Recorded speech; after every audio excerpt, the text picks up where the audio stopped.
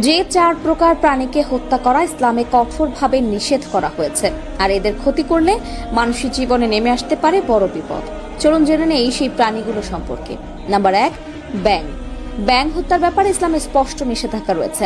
আধুনিক বিজ্ঞান যত উন্নত হচ্ছে, ব্যাঙের উপকারিতা ততই প্রকাশ পাচ্ছে।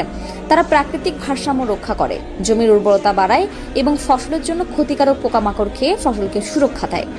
ব্যাঙের কারণে ফসলি জমিতে অতিরিক্ত কীটনাশক ব্যবহার করতে হয় না। ব্যাঙ নানা আকৃতির প্রকৃতির হয়ে থাকে, এমনকি ভূমিকম্পের পূর্বাভাসও ব্যাঙ আগে থেকে দিতে পারে। যেখানে আধুনিক যন্ত্র অনেক সময় ব্যর্থ হয়, সেখানে কোলা ব্যাঙ তা সঠিকভাবে টের পায়।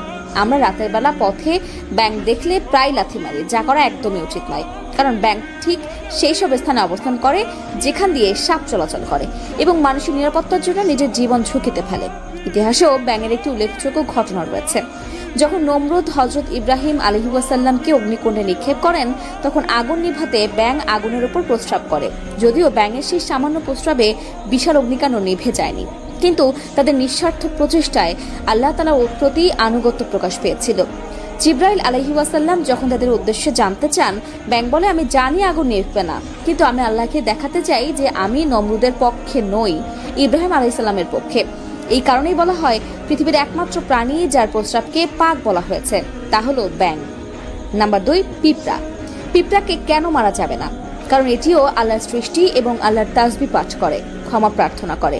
রাসূলুল্লাহ সাল্লাল্লাহু আলাইহি ওয়াসাল্লাম বলেছেন, আল্লাহ তার ফেরেশতারা আসমান জমিনের সব অধিবাসী, এমনকি গর্তের পিঁপড়াও ও পানির মাছ পর্যন্ত সেই ব্যক্তির জন্য দোয়া করে যে মানুষকে হেদায়েতময় জ্ঞান শিক্ষা দেয়।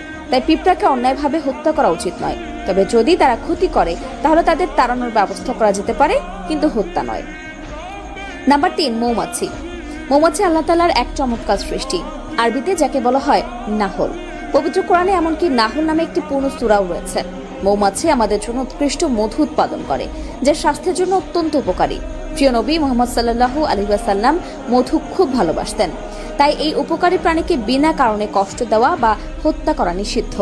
নাম্বার 4, হুদহুদ পাখি। আমাদের দেশে এই পাখিকে মোহনচূড়া নামে পরিচিত। হুদহুদ পাখির বহু প্রজাতি রয়েছে। মধ্যপ্রাচ্যের প্রায় সব জায়গায়, মিশর ও ইউরোপের কিছু অঞ্চলে, এমনকি আমাদের পার্শ্ববর্তী দেশ ভারতেও এই পাখি দেখা যায়।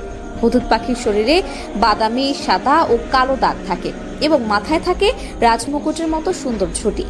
তারা ফসলি জমির উপকারী পোকামাকড় খেয়ে কৃষকদের সহায়তা করে। বাংলাদেশেরও কয়েকটি প্রজাতি রয়েছে যাদের রং ও আকৃতি ভিন্ন হলেও সৌন্দর্য অপরূপ। প্রিয়